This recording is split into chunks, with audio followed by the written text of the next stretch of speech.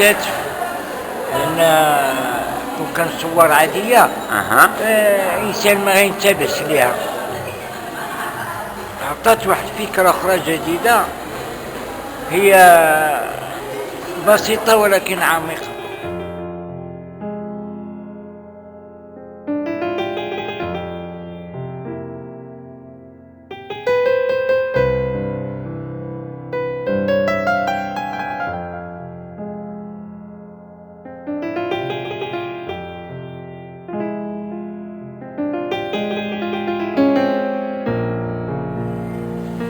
بشكل آخر خص الإنسان يكون فنان باش يحاور اللوحة ويخرج منها شي حاجة ماشي عادية.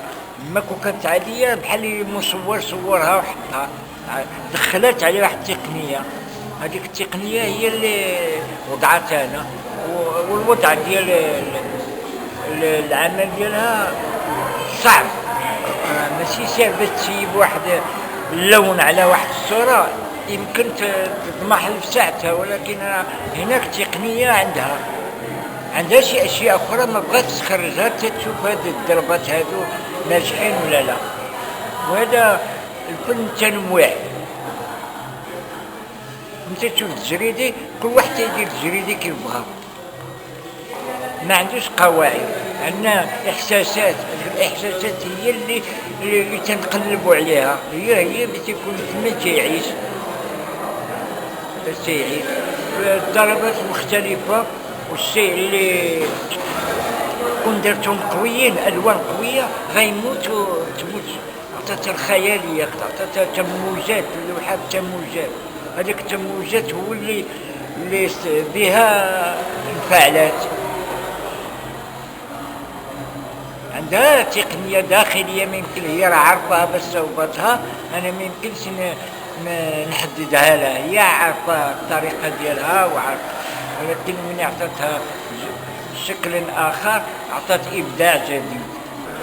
Je suis une artiste peintre, donc Myriam Mesgeldi. J'expose aujourd'hui une trentaine de portraits sur les femmes que je veux essentiellement une exposition que j'aimerais itinérante, qui a démarré à Dijon dans le cadre des Nuits d'Orient. Et aujourd'hui, ces femmes, elles sont là, dans la galerie El Fassi à Rabat. Oui, on peut se demander pourquoi la femme dans les portraits, parce que c'est un domaine dans lequel j'ai l'impression qu'il y a encore énormément à faire. Quand on expose des femmes, on parle aussi inévitablement de l'égalité homme-femme. Voilà, j'essaye de le mettre un petit peu en avant. Ce sont des femmes avec des accessoires, des masques, des chevelures, des voiles, voilà. Donc j'essaye un petit peu de dédramatiser tout ça. Dans une société très patriarcale peut-être, j'essaye d'introduire la femme. Et pour moi, il n'est jamais trop tard de parler de la femme. Il ne faut pas forcément attendre la journée de la femme pour parler de la femme. Je trouve que c'est bien de la mettre en avant. Et ça a été mon choix aujourd'hui. Ce choix, il a été aussi sur la réflexion peut-être de cette femme immigrée qui a porté énormément de choses.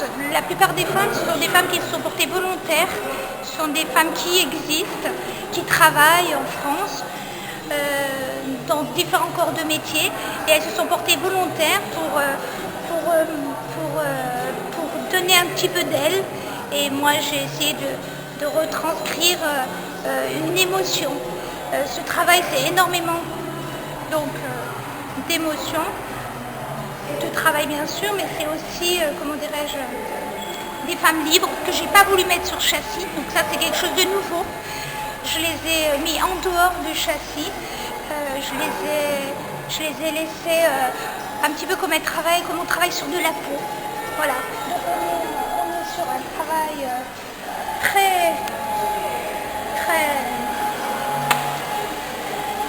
très simple, mais en même temps très recherché. Voilà.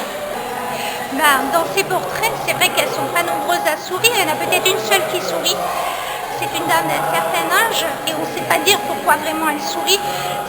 On a des femmes qui crient, on a des femmes qui pleurent, on a des femmes qui sont là pour être là aussi, mais je crois que ce qu'on demande souvent à une femme, c'est d'être belle et de se taire. C'est d'où le...